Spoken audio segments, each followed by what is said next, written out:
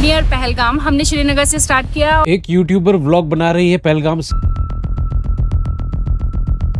और समझो कि वो जगह कुछ दिन के बाद बन जाती है टेररिस्ट अटैक का मैदान। क्या बोलते भेलपुरी खाली थी, मेरा पति साइड में था, एक इंसान आया उसने उसको गोली मार। Drone footage, military locations, encrypted chats, क्या ये सिर्फ कोइंसिडेंस था? लोगों ने ट्रैवल व्लॉगिंग को बहुत ही लाइटली लिया है और कहीं ना कहीं ट्रैवल व्लॉगिंग की आड़ के अंदर एक हो रही थी जासूसी। और ये जासूसी कौन कर रहा था? स्टोरी का नाम है ज्योति मल्होत्रा। सत श्री अकाल, सलाम, नमस्ते दोस्तों, मैं हूं आपकी अपनी जो, और मैं आ चुकी हूं पाकिस्तान में। एक सफर जहां से यूट्यूब पर ट्रैवल व्लॉग्स भी बनाए जाते हैं, बट उससे देश की बहुत सारी ऐसी क्रूशियल इंफॉर्मेशन भी जो है वो चुराई जाती है। एक नाम सिर्फ ट्रैवल व्लॉगिंग से जो जाना जाता था, अब पाकिस्तान की एसेट के रूप में जाना जाता है।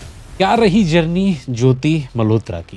ट्रैवल विथ जो के नाम से उनकी एक व्लॉग चैनल स्टार्ट करी। चैनल देखने से ऐसा लग रहा है कि ट्रैवल व्लॉगिंग के नाम पे कहीं ना कहीं कुछ ऐसी दस्तावेज जो है वो क्रिएट किए जा रहे थे या फिर स्पाई की जा रही थी, जो अब इन्वेस्टिगेशन के रूप में दिखाई दे। अप्रैल 2025 का पहलगाम अटैक सबको याद है, किस तरीके से निहत्थे 26 लोगों को जो है मौत के घाट उतार दिया गया था और पूछा गया था कि भाई कलमा पढ़ो, नहीं पढ़ोगे तो उड़ा दे। और यही चीज़ जो हमने उसके बाद ऑपरेशन सिंदूर करा। बट इससे पहले वहाँ पे ज्योति मल्होत्रा क्या कर रही थी अपनी व्लॉगिंग के साथ में? कोई भी व्लॉग होता है ना, जिसके अंदर आप बहुत ही बारीकी डिटेल के अंदर बात कर रहे हो, बैकग्राउंड में कोई अगर ऐसी कोई मिलिट्री लोकेशन है जो बहुत ही सेंसिटिव है, ये सिर्फ नॉर्मल व्लॉग नहीं होता। ये कहीं ना कहीं आप एक मेटा डेटा दे रहे हो, आप एक जियो लोकेशन दे रहे हो, कोऑर्डिनेट्स दे रहे हो, जो कहीं ना कहीं स्पाई तरीके से या फिर अलग तरीके से यूज की जा सकती है दुश्मन देश से। केक वाला इंसिडेंस तो आपको याद ही होगा। Cake for what is the celebration for? Are you from Pak High Commission? Sir, are you from Pak High Commission? Where are you from, sir? Pahalgam का जब अटैक हुआ उसके बाद ऑल ऑफ सडन हमने पाकिस्तान हाई कमीशन का एक बंदा जो था वो केक लेके जाते हुए दिखाई दे रहा था, रिपोर्टिंग भी हुई। वो ही सेम बंदा जो है ज्योति मल्होत्रा के व्लॉग के अंदर, वीडियो के अंदर भी दिखा है, साथ में बात करते हुए, मुस्कुराते हुए। ये एक कोइंसिडेंस तो देखो भी नहीं हो सकता।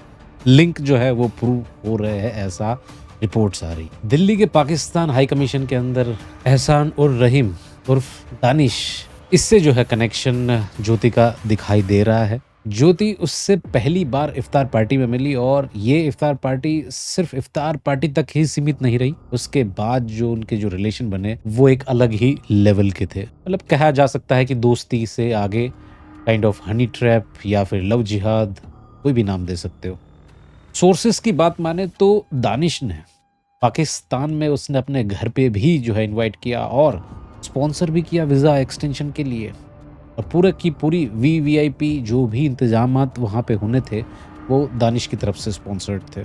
ज्योति की अगर पाकिस्तान विजिट के बारे में बात करें तो 2023 में भी गई है वो, और उसके बाद 2025 की भी उसकी विजिट पाकिस्तान में हुई है। और जाने के बाद सबको पता है कि वहाँ पे अलग लेवल की ही ट्रेनिंग हुई होगी, जैसे कि इनक्रिप्टेड मैसेज भेजना, Snapchat, WhatsApp, Telegram. Encrypted message में मेटा डेटा ऐसा होता है किसने किसको कांटेक्ट किया है ये पता चल सकता है, बट क्या अंदर जो था टेक्स्ट वो पता नहीं चल सकता। तो यहाँ से भी प्रूफ मिलने स्टार्ट हो गए। और सबसे बड़ा एक रेड फ्लैग वही आता है कि आपने जो फर्स्ट कॉन्टैक्ट इन्फॉर्मेशन जिसके साथ आपकी बातचीत हो रही है उसका नाम जट रंधावा नाम से, आपने फेक नाम से सेव किया है डिटेक्शन से बचने के लिए। जो अब वॉर हो रही है ना, वो सिर्फ गोला बारूद, आर्टिलरी या फिर नॉर्मल वॉर नहीं है। अब वॉर जो है वॉर ऑफ नैरेटिव भी हो रही है। साइकोलॉजिकल वॉरफेयर जो है एक अलग लेवल पे ही पाकिस्तान ने पुश किया है, जिसका जीता जाता सबूत जो है ज्योति मल्होत्रा में दिखाई दे रही है। किस तरीके से अपने व्लॉग की आड़ के अंदर पाकिस्तान, लाहौर, ब्यूटी और उनकी पूरी पॉजिटिव इमेज जो है पाकिस्तान की दिखाने की कोशिश की है। मतलब मैं ये सोच रहा हूँ पाकिस्तान तो पहले गई क्यों? अगर आपको कोई अलग देश देखने हैं जहाँ पे ब्यूटी देखनी है तो कोई अलग देश पे जाओ, अगर ऐसा बहुत आपको है। पाकिस्तान के अंदर ब्यूटी मैच नहीं कर रहा। इन्वेस्टिगेशन में क्लियर हुआ कि व्लॉग्स के अंदर कोऑर्डिनेट्स थे जो डायरेक्टली इंडियन आर्मी की लोकेशन को इंडिकेट कर रहे थे। दल लेक, गुलमार्ग, पोंगोंग, और ये सब जगह सेंसिटिव जोन में आते।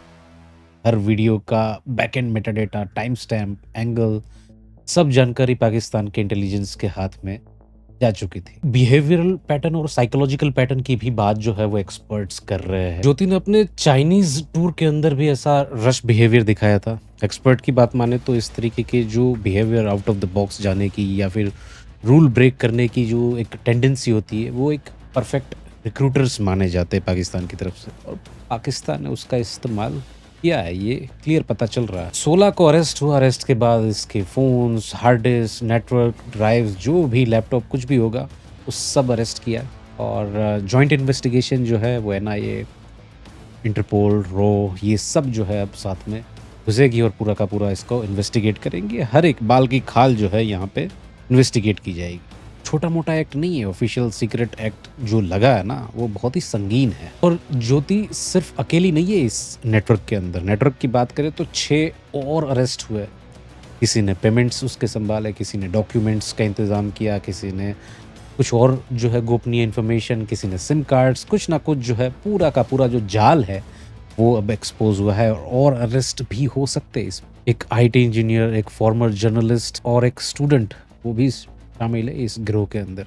बाकायदा सबके रोल जो है वो अलग अलग डिस्ट्रीब्यूट कर रखे हैं। कोई ना कोई अलग अलग रोल कर रहा है, बट मोटिव एक, पाकिस्तान को पूरी की पूरी इंफॉर्मेशन पहुंचानी, इंडियन मिलिट्री ऑपरेशंस या फिर कोई भी लोकेशन हो, कोऑर्डिनेट्स हो, इन सब चीज़ों। ज्योति की फैमिली बैकग्राउंड की बात करें तो ज्योति के सिर्फ फादर है और उनको कुछ भी नहीं पता है। जब भी वो जाती थी कहीं पे भी तो वो सिर्फ ये बताते थे कि भाई मैं दिल्ली जा रही हूँ। ये पाकिस्तान विजिट में भी उसने दिल्ली का ही नाम दिया था। ज्योति का केस जो है ना वो सिर्फ ज्योति तक ही सीमित नहीं है। आपको समझना पड़ेगा कि ऐसे कंटेंट क्रिएटर्स, यूट्यूबर्स जो शॉर्टकट्स ढूंढते हैं या फिर इनके अलावा कोई और भी हो सकते हैं जिनको पैसों की ज़रूरत हो, तो ये लोग जो है शिकार इन लोगों के बन जाते हैं। किस तरीके से देश के अगेंस्ट जो है वेपनाइज किया जाता है ये पूरी की पूरी डिजिटल चीज़ों को, ये आप सोच भी नहीं सकते। साइकोलॉजिकल वॉरफेयर के अंदर और जिस तरीके से हो रही है नैरेटिव्स की, उसके अंदर कहीं ना कहीं जो चीज़ हो रही है ना वो बहुत ही घातक है। अभी भी मैं बार बार लगातार लोगों को बोलता हूँ कि आप जो सोशल मीडिया पे चीज़ कर रहे हो, शेयर कर रहे हो, रीपोस्ट कर रहे हो, कोई इन्फॉर्मेशन दे रहे हो, नहीं दे रहे हो, कुछ भी कर रहे हो, सावधान रहिए, सतर्क रहिए। वीडियो को सब लोगों के साथ शेयर कर दीजिए और वीडियो अच्छा लगा हो तो चैनल को सब्सक्राइब कर देना और लाइक भी कर देना।